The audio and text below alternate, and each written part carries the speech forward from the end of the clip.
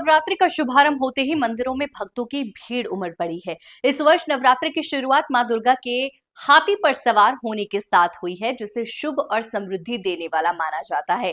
भक्तगण उपवास रखकर मां की आराधना कर रहे हैं और अखंड ज्योति जलाकर शक्ति साधना में लीन है।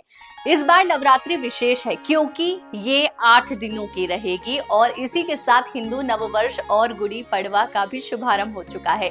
धार्मिक मान्यताओं के अनुसार जब मां दुर्गा भैंसे पर सवार होकर विदाई लेती हैं तो इसे संघर्ष का प्रतीक माना जाता है। इस बार नववर्ष रविवार से शुरू होने के कारण पूरे वर्ष सूर्य स्वामी रहेंगे, जिससे ऊर्जा और सकारात्मकता का संचार होगा। मंदिरों को फूलों से सजाया गया है। भक्त मां अन्नपूर्णा के दर्शन कर धन धान्य की प्राप्ति की कामना कर रहे हैं। आज से वासंतिक नवरात्र राम नवरात्र का प्रारंभ हुआ। चैत्र शुक्ल प्रतिपदा गुड़ी पड़वा से सामान्यतः नवरात्र का आरंभ होता है। इस वर्ष माँ हाथी पर बैठकर जो है आएगी और भैंसे पर सवार होकर जाएगी। जब माँ हाथी पर बैठकर आती है तो निश्चित रूप से सुख शांति और समृद्धि का वातावरण देश में बनता है। वहीं धर्म की राजनीति तेज होती है, धर्म का जागरण होता है। इस वर्ष नवरात्र 9 नहीं बल्कि 8 दिनों की है। तृतीया तिथि का क्षय है। गणगौर जो है 31 तारीख को गणगौर का पर्व पूरे देश में धूमधाम से मनाया जाएगा। वहीं नवरात्र का समापन अर्थात राम जन्मोत्सव के साथ नवरात्र का समापन 6 अप्रैल रविवार को होगा। रविवार से नवरात्र प्रारंभ होंगे और रविवार को ही नवरात्र का समापन होगा।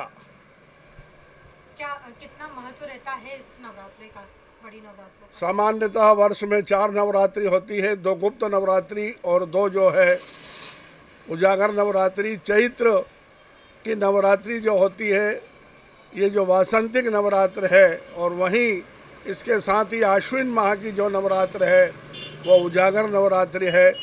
माघ और आषाढ़ मास की जो नवरात्र होती है ये 2 नवरात्रियाँ गुप्त नवरात्रि होती है। नवरात्र में नव दुर्गाओं के पूजन का विधान धर्मशास्त्रों में प्राप्त होता है।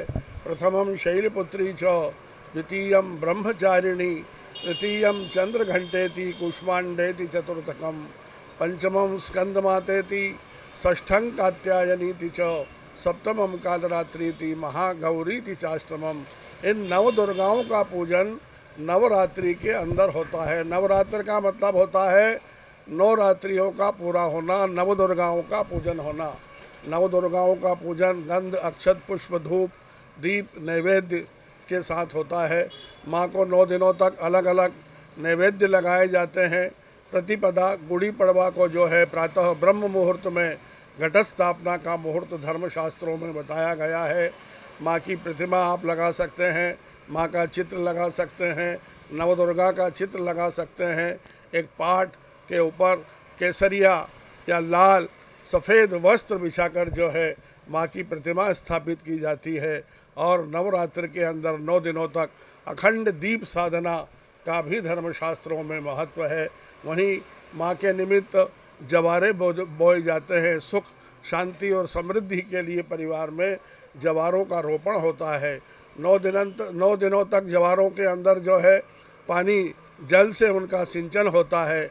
ऐसी मान्यता है कि ये जवारे जो है अच्छी स्थिति में होते हैं तो घर में सुख शांति और समृद्धि बनी रहती है।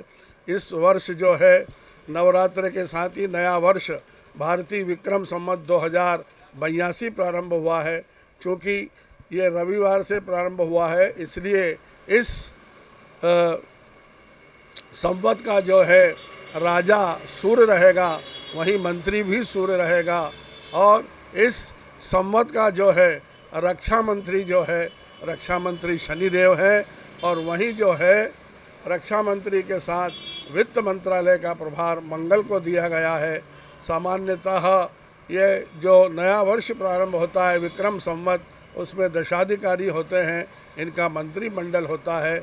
तो मंत्रिमंडल का राजा इस वर्ष जो है सूर्य है, और वहीं मंत्रिमंडल का मंत्री जो है वो भी सूर्य है। इसलिए यह वर्ष जो है कुछ कष्टदायी भी लगता है।